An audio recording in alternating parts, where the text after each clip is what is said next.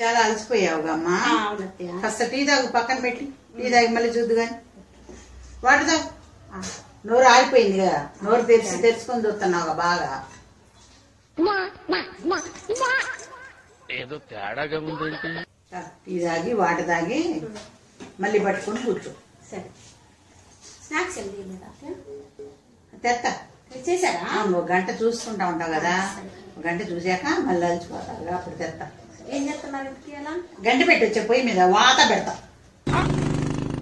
అదేంది వాత పెట్టకపోతే శాక్ చేసి ఇవ్వాలా, టీ చేసి ఇవ్వాలి. నువ్వు ఫోన్ చేస్తుంటే నేను ఇవన్నీ చేసి పెట్టాలా?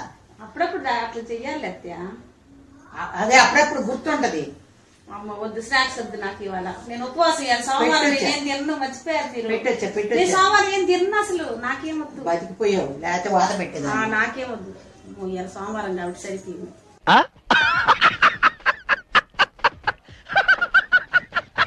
టేబుల్ మీద సాల్ట్ లేదు, సాల్ట్ తీసుకురామ్మా పెరుగులోకి. ఏదో తేడాగా ఉందంటే సాల్ట్ అడిగితే ఏంది వాటర్ తీసుకొచ్చా? నీ బుర్రే వాడా. Flash back. ఏం చేస్తున్నావు? పాలు ప్యాకెట్ పడేస్తున్నాను. అరకప్పు వస్తాయి అందులో, పాల ప్యాకెట్ రోజు ఇట్లా పడేస్తున్నావా? మరి పాలు తీసాక పడేరా? చాలే ఊరిక చూసి నేర్చుకో. ఎన్నాళ్ళైంది కాపురానికి వచ్చి. చూడు కప్పు వచ్చి ఇంకొక చొక్కేస్తే మన ఇద్దరికి టీ అవుతాయి. అమ్మాయి ఇలా చేయబాకు, బుర్ర కాస్త వాడుకో. అత్తయ్య ఏదైనా ఇంతే చేయాలా? ఏదైనా కడిగి పోసుకొని ఇవ్వాలి. ఈ మాత్రం ఇస్తే చాలు, చెల్లరగిపోతారు. నేను చెప్పారు ఏదైనా కడిగిపోయాలని చెప్పారు కదా, అందుకని అలా చేసా. ఏదైనా అంటే గిన్నెలు కడిగి తెచ్చావేంది? కాదు, సాల్ట్ ప్యాకెట్లు అడుగుని కొంచెం ఉంటది కదా, సాల్ట్ ప్యాకెట్ కడిగి నీళ్ళు పోసుకొని వచ్చా. మీరేగా నిన్న చూపించారు. అమ్మ నిజంగానే చేసింది పిల్ల. ఏదైనా కడగమంటే పాల బౌట్లు గాని గిన్నె గాని కడిగి పోసుకోమన్నా, సాల్ట్ ప్యాకెట్ కడిగి నాకు పోయమన్నా. కాస్త వాడుకో అమ్మాయి, నన్ను తినబాకపో. వాడితే వాడానంటారు, వాడిపోతే వాడేతో.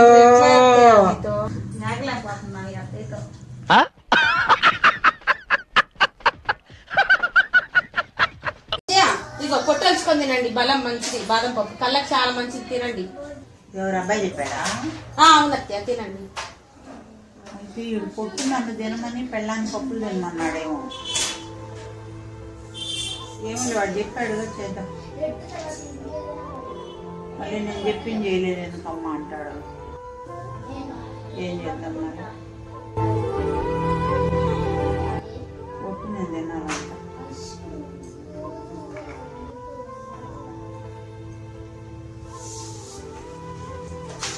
పప్పులు వాడు పిల్లలు తిన్నారా? గిన్నెలు కడుగుతున్నా, ఇటువంటి గిన్నెలు. ఏంది పప్పులన్నీ ఇందులో పెట్టారు తినమంటే? అవును పొట్టల్చుకొని తినమన్నావుగా. అవును పొట్టల్చుకొని తినమన్నాను పప్పులు. పొట్టు నన్ను తినమలేదా? పొట్టల్చుకొని తినమంటే ఏమో మరి అబ్బాయి చెప్పాడంటే పొట్టు నన్ను తినమని పప్పులు నీకు పెట్టమన్నాడేమో అని.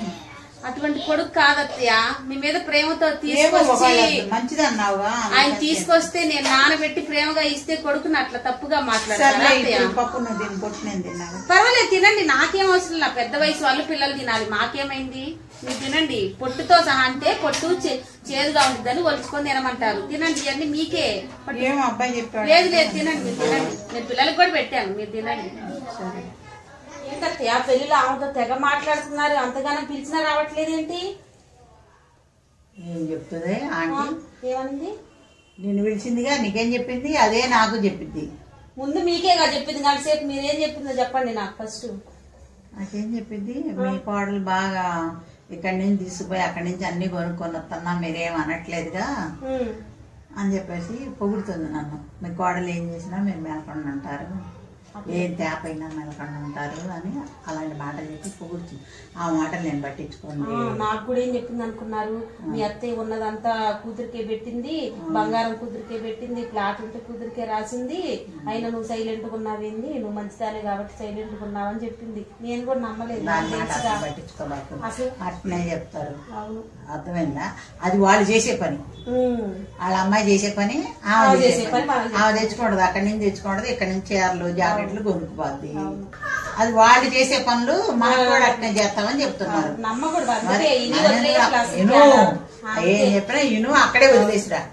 నేను మళ్ళీ ఇట్లా మాట్లాడుకుంటాం తెలియక ఆంటీ నీ గురించి నాకు నా గురించి నీకు చెప్తుంది మన ఇంట్లో ఇలా ఉంటామని తెలియదు వాళ్ళు చేసే పనులే అవును మనకి చెప్తారు. అవి నేను నమ్మలే నాకు తెలుసు నమ్మితే ఇంతే అంతే గొడవలు అయ్యేది అందుకే గొడవ పెట్టుకో మరి అసలు వద్దా పోయి కూర్చోంటది వాళ్ళ అరుగు మీద కూర్చొని 24 గంటలు. అత్త బాగానేమో లోపలికి పోద్ది కోడల కాడికి, వాళ్ళ అత్త రాగానే అరుగు మీద అత్తతో పడి కూర్చోంటది. అత్తకి చెప్పింది కోడది. ఆ పిచ్చి మొక్కలేమో అవునా మా కోడలు ఎటు చేసిందా, మా అత్త ఎటు చేసిందా, ఇలాగా వాళ్ళు రోజు నైట్ గొడవ రోజు గొడవ. ఈ కొంపలమ్మడి తిరిగినంతకాలం ఇంతే గొడవలు పెడతానే ఉంటది. దాని బతుకు అంతే, దాన్ని వదిలేసే మనకెందుకు లేవు. సురేఖ ఇట్రా ఒకసారి. డబ్బులు తీసుకుని పోయి మంచి చీర ఒకటి తీసుకురా అమ్మా. మంచి చీర తీసుకురా. సరే. వాళ్ళ కూతురు వస్తుందని ఊరి నుంచి 500 ఇచ్చింది చీర తీసుకురమ్మని. ఎందుకు ఆమెకు 500 దండగా 100 రూపాయలు పెట్టి తెచ్చా. చాలు అది ఎక్కువ. ఇగో నత్య మంచి చీర తీసుకొచ్చా, ఉన్న వాటిలో మంచి తీసుకొచ్చా. నీకు నచ్చింది ఎట్టాగు నేను తెస్తే నీకు ఏ కలర్ కావాలేమో నాకు తెలియదు కదా, అందుకనే నిన్ను తెచ్చుకోమని చెప్పానమ్మా. మాకా అదే నీ మ్యారేజ్ డే వస్తుందిగా, అందుకని డబ్బులు ఉంటే ఇంకెక్కువ ఇచ్చేదాన్ని. అందుకని 500 ఉంటే 500 ఇచ్చా, ఉంచుకో. ఓకేనా? బాగుంది, మంచి కలర్ నీకు నచ్చి తెచ్చుకున్నావు కదా. నాకు హాయిగా ఉంది.